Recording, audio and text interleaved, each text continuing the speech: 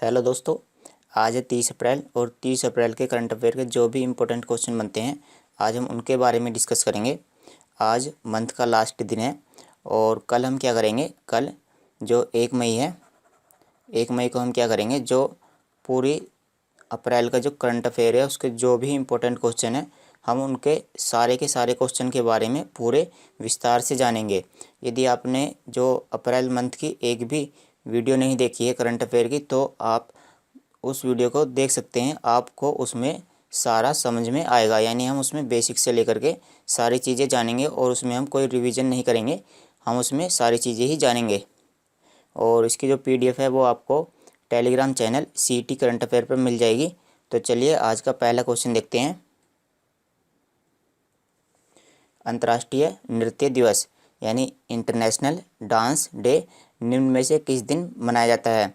तो यह 29 अप्रैल को मनाया जाता है। और इस बार की जो थीम है वो क्या है? नृत्य का उद्देश्य, यानी पर्पस ऑफ डांस। तो नृत्य का उद्देश्य इस बार की थीम है। और ये जो अंतर्राष्ट्रीय नृत्य दिवस है इसकी स्थापना 1982 में हुई थी और इसकी स्थापना आईटीआई के द्वारा की गई थी। आईटीआई क्या है? International theatre institute. तो इंटरनेशनल थिएटर इंस्टीट्यूट के द्वारा 1982 में अंतर्राष्ट्रीय नृत्य दिवस की स्थापना की गई थी। और वर्ष 2021 का जो विषय है वो क्या है? नृत्य का उद्देश्य। हाल ही में किसे सीमा सड़क संगठन यानी बीआरओ इसी को हम क्या बोलते हैं? Border road organisation. ये क्या है? Border road organisation. तो बॉर्डर रोड ऑर्गेनाइजेशन की पहली महिला कमांडिंग अधिकारी किसे नियुक्त किया गया है? तो एक कमांडिंग अधिकारी हैं और इनका नाम क्या है? इनका नाम है वैशाली हिवासे। तो बीआरओ के बारे में जान लेते हैं, बॉर्डर रोड ऑर्गेनाइजेशन। तो जैसे कि इसके नाम से ही पता चलता है इसका कार्य क्या है। इसका कार्य ये है कि ये जो बॉर्डर होती हैं यानी वहाँ पर सीमा के क्षेत्र में ये रोड का निर्माण कराते हैं। बीआरओ की स्थापना कब हुई थी? इसकी स्थापना 1960 में हुई थी। इसका मुख्यालय नई दिल्ली में है और इसके जो वर्तमान निदेशक हैं यानी जो डायरेक्टर हैं वो कौन है? राजीव चौधरी। और इसकी स्थापना किसने की थी? जवाहरलाल नेहरू। एडीबी का मतलब क्या है? Asian development bank. तो एडीबी ने फाइनेंशियल ईयर वित्त वर्ष 2022 के लिए भारत की जीडीपी का अनुमान कितने % तक बढ़ाया है? तो जो भारत की जीडीपी है वो वित्त वर्ष 2022 में कितने % रहेगी? तो एडीबी ने इसका अनुमान लगाया है और जो भारत की जीडीपी है वो फाइनेंशियल ईयर 2022 में 11% रहेगी। ये जो 12.5% है ये किसका अनुमान है? ये आईएमएफ का अनुमान है। आईएमएफ यानी इंटरनेशनल मॉनेटरी फंड। और ये जो 12.8 है इससे 0.3 फालतू है ये। और ये किसका अनुमान है? यह फिच रेटिंग का अनुमान है। तो आप इनको याद कर सकते हो क्योंकि ये इम्पोर्टेंट है। और 10.1 ये किसका अनुमान है? यह वर्ल्ड बैंक का अनुमान है। तो ये तीनों ही काफ़ी इंपॉर्टेंट है, IMF, Fitch rating, world bank और एशियन डेवलपमेंट बैंक। मैंने यहाँ पर कुछ अन्य रेटिंग्स भी दी हैं तो आप इनको भी देख सकते हो। एशियन डेवलपमेंट बैंक, इसके बारे में जान लेते हैं। इसकी स्थापना 1966 में हुई थी और इसका जो मुख्यालय है वो कहाँ पर है? फिलीपींस। और फिलीपींस के मनीला में, फिलीपींस की जो राजधानी है मनीला, तो वहाँ पर इसका मुख्यालय है। और इसके जो वर्तमान अध्यक्ष हैं वो कौन है? मसा तसुगु असाकावा। क्या है ये? मसा तसुगु असाकावा इसके वर्तमान अध्यक्ष हैं। किस देश ने रोबोट प्रोटोटाइप, जो रोबोट प्रोटोटाइप है उसका नाम क्या है? NEO-01, NEO-01। तो ये रोबोट है एक तरह का। और ये जो रोबोट प्रोटोटाइप है इसको अंतरिक्ष में लॉन्च कर दिया है। इसके बारे में समझते हैं। जैसे ये पृथ्वी है और इस पृथ्वी के चारों ओर ये जो रोबोट प्रोटोटाइप है NEO-01 ये इस तरह से यहाँ पर चक्कर लगाएगा। ये पृथ्वी के चारों ओर चक्कर लगाएगा और इसका काम क्या होगा? इसका काम ये होगा कि ये क्लियर करेगा स्पेस के डेब्रिस को। डेब्रिस क्या होता है? डेब्रिस होता है मलबा।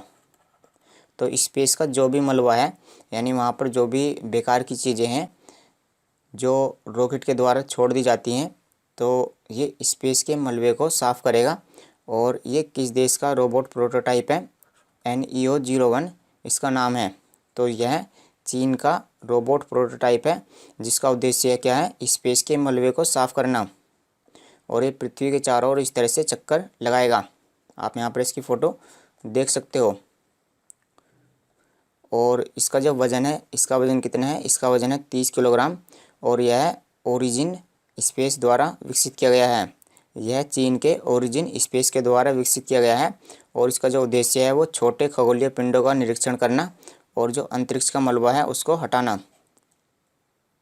हाल ही में किसने पाइथन 5, देखो यहाँ पर ये जो फाइटर विमान है इसका नाम क्या है? ये फाइटर विमान है और इसका नाम है तेजस। इसका नाम है तेजस, जो भारत के द्वारा निर्मित किया गया है। यह भारत के द्वारा निर्मित किया गया है। किस कंपनी के द्वारा? यह हाल HAL हाल कंपनी के द्वारा निर्मित किया गया है। और यहाँ पर ये देखो, यह है मिसाइल, और इस मिसाइल का नाम क्या है? पाइथन 5। यह है पाइथन 5 मिसाइल, जो किसके द्वारा विकसित की गई है? जो इजराइल के द्वारा विकसित की गई है। तो क्या हुआ है कि जो तेजस है, ये जो भारतीय विमान है, इसने ये जो पाइथन 5 मिसाइल है इसका परीक्षण किया है। तो हमें बताना है कि ये जो परीक्षण है किसके द्वारा किया गया है। तो यह परीक्षण क्या DRDO या इसरो या राइस या CSIR, ये परीक्षण किसने किया है? तो ये परीक्षण किया है DRDO ने। DRDO ने इसका परीक्षण किया है और यह जानने की कोशिश की है ये जो मिसाइल है पाइथन 5, इसकी रेंज कितनी है। ये जो पाइथन 5 मिसाइल है ये किस तरह की मिसाइल है? ये आम मिसाइल है। ये कैसी मिसाइल है? यह आम मिसाइल है, यानी एयर टू एयर मिसाइल, यानी ये हवा से हवा में ही वार करेगी। तो अगर ये हवा से हवा में वार करेगी तो इसको हवा में कौन ले जाएगा? इसको हवा में तेजस ले जाएगा और उसके बाद इसको लॉन्च किया जाएगा। तो मैंने आपको बता दिया है पाइथन 5 किस देश की मिसाइल है। यह इजराइल की मिसाइल है और इसको राफेल एडवांस सिस्टम के द्वारा बनाया गया है। राफेल एडवांस डिफेंस सिस्टम के द्वारा इसको बनाया गया है। और जो तेजस है यह भारत का फाइटर विमान है और इसको किसके द्वारा बनाया गया है? इसको हाल के द्वारा बनाया गया है, यानी हिंदुस्तान एरोडायनेमिक्स लिमिटेड। हाल ही में कौन वाइल्ड इनोवेटर अवार्ड पाने वाली पहली भारतीय महिला बन गई हैं? तो वाइल्ड इनोवेटर अवार्ड WILD और इनोवेटर वर्ल्ड इनोवेटर अवार्ड, तो ये अवार्ड किसने पाया है? यह अवार्ड पाया है कीर्ति करंत ने। तो ये जो अवार्ड है किसके लिए दिया जाता है? यह अवार्ड जो कुछ खोज के लिए दिया जाता है, जैसे जंगल में कुछ चीज़ों की खोज की जाती है तो ये इनके लिए अवार्ड दिया जाता है। और यह पुरस्कार वाइल्ड एलिमेंट्स फाउंडेशन के द्वारा दिया गया है। हाल ही में एसिक्स, इसका ये क्या है? एसिक्स के नए ब्रांड एम्बेसडर कौन बने हैं? तो एसिक्स कुछ इस तरह के फुटवियर बनाती है, तो इसके ब्रांड एम्बेसडर कौन बने हैं? इसके ब्रांड एम्बेसडर बने हैं रविंद्र जडेजा। प्रसिद्ध ओडिया और अंग्रेजी लेखक मनोज दास, तो मनोज दास कौन है? ये एक लेखक हैं और इनका हाल ही में निधन हो गया है। तो हमें बताना है कि इनको कब पद्म भूषण पुरस्कार से सम्मानित किया गया था। तो इनको 2020 में पद्म भूषण पुरस्कार से सम्मानित किया गया था और इनका नाम काफ़ी इम्पोर्टेंट हो जाता है इसी की वजह से। तो ये एक लेखक हैं जिनका हाल ही में निधन हो गया है। हाल ही में भारत और किस देश के बीच 2+2 मंत्री स्तरीय संवाद हुआ है? तो हाल ही में भारत और रूस के बीच में 2+2 मंत्री स्तरीय संवाद हुआ है, यानी मंत्रियों के बीच में संवाद का मतलब वहाँ पर उनके बीच में बातचीत हुई है। तो इसमें किसने भाग लिया है? इसमें जो विदेशी मंत्री हैं यानी एस जयशंकर और जो रक्षा मंत्री हैं यानी राजनाथ सिंह, तो इन दोनों ने मिलकर के इसमें भाग लिया है। तो 2+2 मंत्री स्तरीय संवाद यह किन दोनों देशों के बीच में हुआ है? यह भारत और रूस के बीच में हुआ है। और ये जो 2+2 मंत्री स्तरीय संवाद है यह पहले भी भारत ने संयुक्त राज्य अमेरिका, जापान और ऑस्ट्रेलिया के साथ ये कर लिया है। किस अंतरिक्ष यात्री का हाल ही में निधन हो गया जो अपोलो 11 मिशन के क्रू सदस्य रहे हैं? तो जो अपोलो 11 मिशन है यह नासा का मिशन था।